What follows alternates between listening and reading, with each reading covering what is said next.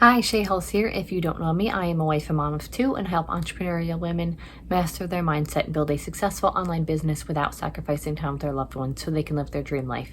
And so this week I want to talk to you about my favorite source of passive income, which is writing a book. So this YouTube video is in honor of my most recent book that I just published, Fireflies. You can get it on Amazon or through other publishers. And so I published that book kind of with the hopes of just increasing my income streams, as well as entertaining, as well as teaching a few moral lessons in a fun way. And I'm here to tell you this week about how I went about publishing my book and how you can do it yourself without it being super complicated, right? But before we even talk about writing a book, you have to consider the fact of, do you even like to write? That's probably the first question you need to ask yourself, is whether or not you enjoy writing. So that's something I asked myself when I decided to create my own blog. I was kind of wondering, can I even do something like this? Is this something I would want to do on a regular basis? How is my writing? And so I did give it a shot. I tried it on Tumblr for a little bit before I actually dove into starting my own blog, and then eventually into writing my first book. So start with that, see how you like writing, and then we'll talk about writing a book. So you like to write, and you actually do think that you can write a book, and you have an idea on how to write a book. These are all important things. So the first thing you can do is to go get your own book outline type of a deal, and maybe outline what you want to say, the main points, the plot, the climax, all of the above. You could just find a regular outline on Google. I just Googled it. I went to images. I found some book outlines. Myself personally, I kind of like to start writing and then see kind of where my brain leads me. And that's okay too. So there are some organic writers out there and that works better for them. So if that works for you, do it that way. If not, do an outline. Have a loose outline, I would say, at least, because you don't want to miss important details or brush over things that are important. And then you can just get started writing. I started writing right on my pages in my phone. I have an iPhone, so I just started writing in there. And then when you're done, you can just export it to whatever you need to export it to. A lot of people do prefer to work with Word, but you do have to pay for Word. So it depends on what you want. One writing tip is to definitely get Grammarly. It is just an app that you can even get an app for your phone or for your computer, which it is free. You can pay for it. There was a premium option, but the free one worked fine for me. And then just as you write, use that Grammarly to, fix some punctuation as you go, fix some spelling errors as you go, and then you can move on to the next step. So the next step really is to get a proofreader or an editor. They are different. A proofreader just kind of reads over, I guess, talks about plot and, other talking points like that. Where an editor is really going to go line by line, finding every grammar error, spelling error. If you have a book that has a lot of fact checking that you would like to be done, definitely keep that in mind. I just found a proofreader / editor on Fiverr.com. You can pay for a professional. Professionals do cost a lot more than someone that you can usually find on Fiverr. Just depends on what you're looking for. Since this was especially my first book, I wanted to just do it on Fiverr, see how it goes, and I loved it. I'm gonna keep writing. So don't break the bank first, especially if it's not something you're sure whether or not you want to pursue forever. And then the next part is to create a cover. So again, with a cover, I kind of just started creating my own cover on canva.com. And then when I was ready, I did go get an actual book cover creator on Fiverr.com. Again, you could use something else like Upwork. You could use 99 Designs. You could use a few different things. If you know someone that's a graphic designer, you could use them as well. You could hire a professional graphic designer. For myself, I was going to just do the free Canva of my book cover. Play with the fonts, play with the pictures, this, that, the other thing. I was in love with my original cover until I saw the same picture on somebody else's book. And then it kind of turned it off for me, because then, you know, you don't want your book to be on the same, you know, have the same picture as somebody else's book. So I would suggest going ahead getting someone from Fiverr.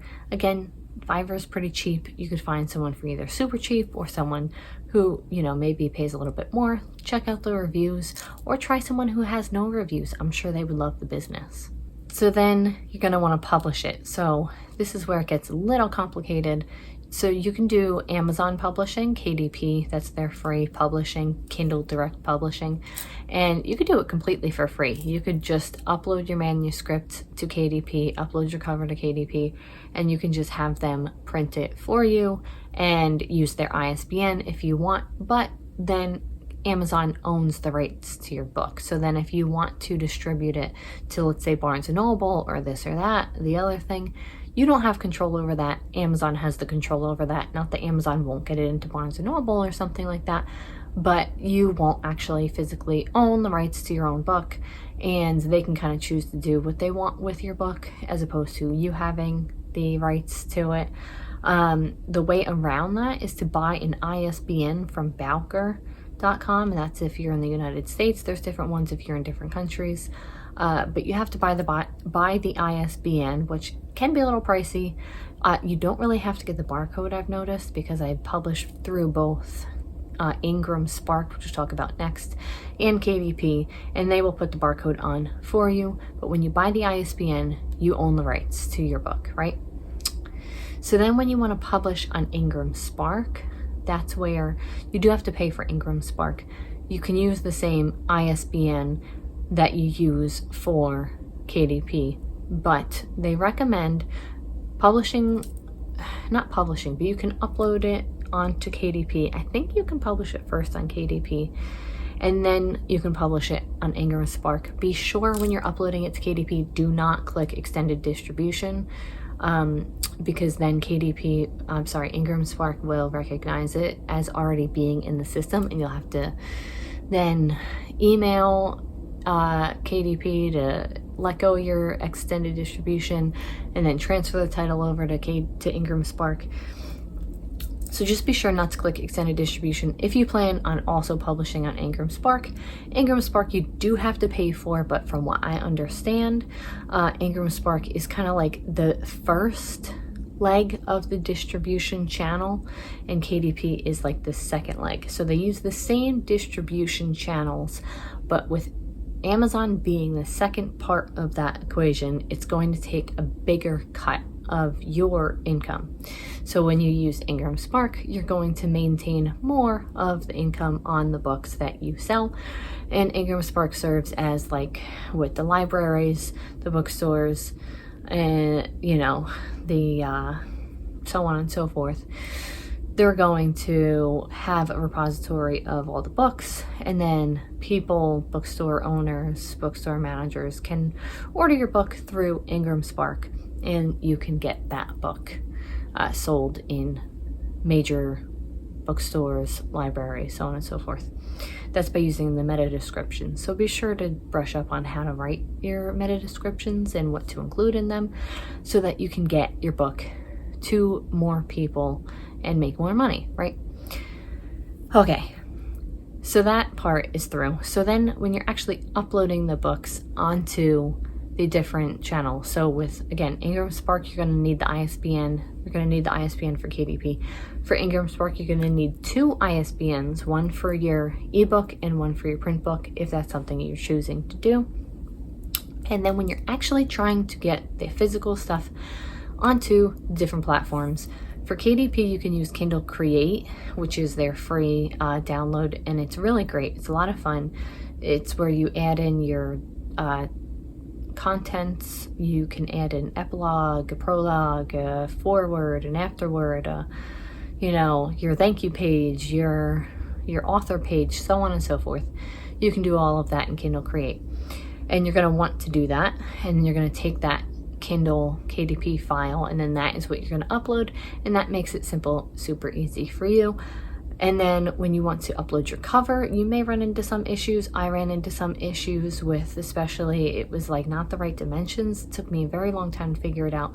If you are a little bit tech savvy, I have a Mac, so basically you're gonna want the JPEG file, and then you're gonna go, I think it was over to, let me see, tools probably, and then you can adjust the size, and then you're gonna want to literally stare at size that KDP is telling you to put your file into and do it that way. And then you're gonna want to transfer over to a PDF. I kept having an issue where the PDF would keep changing the size.